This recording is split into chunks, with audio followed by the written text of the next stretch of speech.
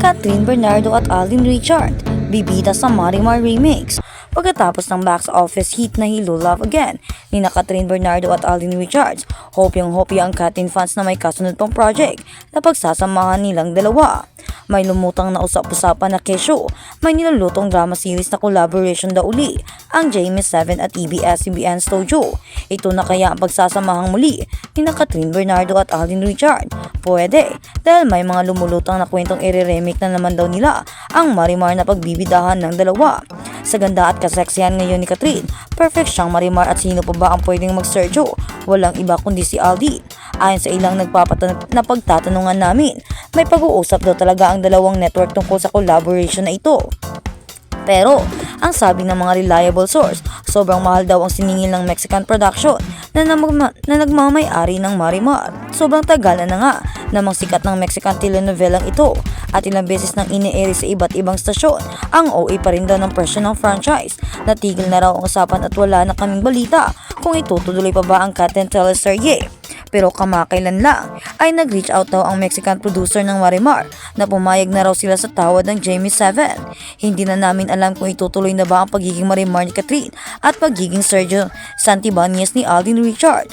Kung magiging Marimar de Santibanez Maria del Mar Aldama Perez Villa Aldama si Catherine Bernardo, ang bias ko na si Sergio Santibas ay si David Licaco o si Donnie Pangilinan.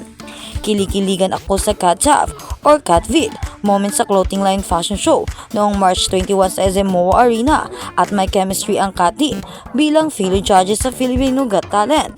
At kung hindi man bagong version ng Marimar, kopya rin daw ang gawin ng Catherine at Pinoy adaptation ng K-drama na Queen of Tears or When Life Gives You Tangerines, either with David or Donnie. Marami namang ibang project si Alden Richard. Meron siyang dance show, may project with Julia Barito.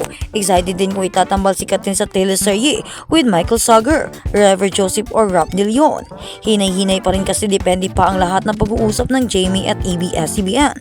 Superstar ng ABS-CBN ang ibibigay nila sa Jamie kung sakali. May Elena 1944 movie pa si Catherine. Di ba, nag-hiti yung Marimar Agosto 2007 to March 2008 ni na Marian Rivera at Dendong Dantes. Pero iyong Marimar ng August 2015 at Enero 2016 ni na Megan Yang at Tom Rodriguez ay hindi masyadong kinagat ng TV viewers. Okay na okay ba ang Marimar sa Katin? Mga pipsters, what do you think? Abangan! At sa kabilang banda, Catherine Bernardo, biglang na proud na Pinoy. Labis pinabilib ni JB Bangkay ang mga hurado, lalo na si Eugene Domingo na hindi napigilang piliin siya bilang Golden Buzzer act niya noong nakaraang Sabado matapos ang ipinapakita niyang matinding fire balancing act. Mula umpisa hanggang natapos ang kanyang performance ay hindi binigo ng kusinero mula sa Muntinlupa ang mga hurado sa kakaibang fire balancing act kung saan binalansin niya ang ilang sigurong gulang myth ang iba't ibang parti ng kanyang katawan. Tinapos niya ang performance sa paglalagay ng fireworks sa kanyang ulo habang gumagawa ng fire dancing tricks. Para kay Eugene, deserve ni JB na dumiretso ng live series dahil sa ipinamalas niyang talento. Bukod dito, gusto niyang bigyan ng bagong pag-asa ang lalaki matapos ang matinding pagsubok na pinagdadaanan nito. Ayon naman kay Donnie Pangilinan, itong klaseng act na ito ang pinakahihintay niyang mapanood bilang isang judge. Samantala, nabanggit ni FMJ na ito ang kanyang unang bisis makita ang ganitong klaseng act. Proud naman si Catherine Bernardo na maging isang Pilipino dahil sa ginawa ni JB. Dagdag ni Catherine, siguradong proud ang parents ni JB sa napanood nila. Ang Golden Buzzer ay isang special privilege ng 4 na judges at host na nagbibigay ng kanilang kapangyarihan ng magatin ng isang act diretso sa live series. Napapanood ang iba't ibang nakakamangang performances sa Pilipinas Got Talent Season 7 tuwing weekend 7:15 PM sa Kapamilya Channel at marami pang iba. At sa kabilang balita, Catherine Bernardo pinanood si Daniel Padilla. Pinag-uusapan ngayon ang palitan ng opinyon ni Catherine Bernardo at co-judge na si Freddie M. Garcia sa recent episode ng Pilipinas Got Talent. May contestant kasing nagpamalas ng kanyang word class talent sa acrobatics. Ikinamangha ng mga hurado sa panayam din ni Catherine Bernardo sa napansin na contestant. Kamukha ito ni Ronnie Alonti. Humirit naman si FMJ na contestant kung kamag-anak daw May pagkakawi kasi ang buhok ng Sir Kero sa ex ni Catherine. Sumang-ayon naman si Catherine na may semblance siya nga ka DJ sa contestant dahil sa gayak ng buhok nito.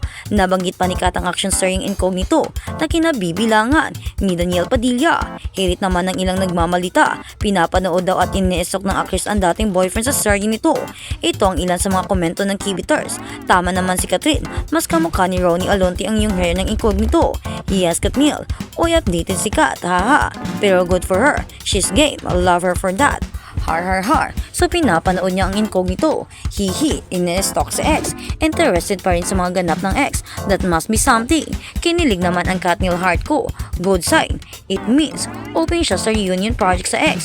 11 years silang naging magjowa. Di basta-basta yun. I think DJ has still a spot in Catherine's heart. Marami ang hakahakang lumabas dahil sa sinabi ni Catherine. Marami ang nasasabi na baka ini-stalk pa rin niya si Daniel Padilla dahil maggusto pa rin siya dito sa binata. At baka ito daw ang dahilan kung bakit hanggang ngayon ay single pa si Catherine. Kaya ang tanamihan, totoo nga bang may feelings pa si Catherine Bernardo kay Daniel Padilla?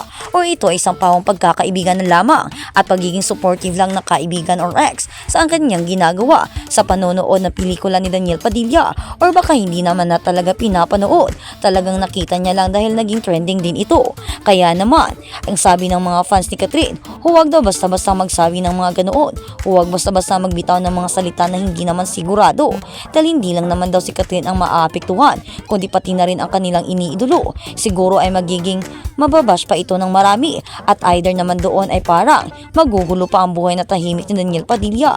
Kaya naman ang sabi ng mga fans, huwag na lang daw ikumpara ang dalawa at huwag nang ipagtumpik-tumpik pa dahil hindi na daw sila deserve ang isa't isa. Meron na daw silang kanya-kanyang mga pag-ibig, meron na kasi silang mga kanya-kanyang nagugustuhan. Kaya naman, huwag now ipagsasabi-sabi ang mga ganitong bagay dahil hindi naman daw importante at huwag nang libyan ng mali siya. Hindi naman daw masama na mapanood dahil nga ere ito sa TV at may TV naman si Catherine kaya mapapanood niya talaga ito at bilang ABS-CBN din or pati ng ABS-CBN ay naging maganda din ang kanyang suporta dito. Kailangan niya ring sumuporta sa kanilang istasyon at mga co-artist. Hindi naman porket may pinagdaanan silang dalawa or may nakaraan silang dalawa na hindi maganda ay magiging ganoon na ang reaksyon na parang kakalimutan niya na artista din siya. Alam niya ang feeling at alam niya kung gaano ka-importanteng pinapanood ang kanilang mga pelikula o ginagawang teleserye at pelikula. Mas magiging maganda kung mas maraming views, diba? Mas maraming magagandang feedback, mas marami ang kita. Kaya naman siguro ito ang concern ni Catherine. Hindi naman siguro niya pinapanood talaga. Sadyang napanood niya lang. Hindi naman talaga ini-stalk. Talagang iba lang talaga ang iniisip ng mga fans. Talagang mga asyomero kung ano-ano pang mga sinasabi.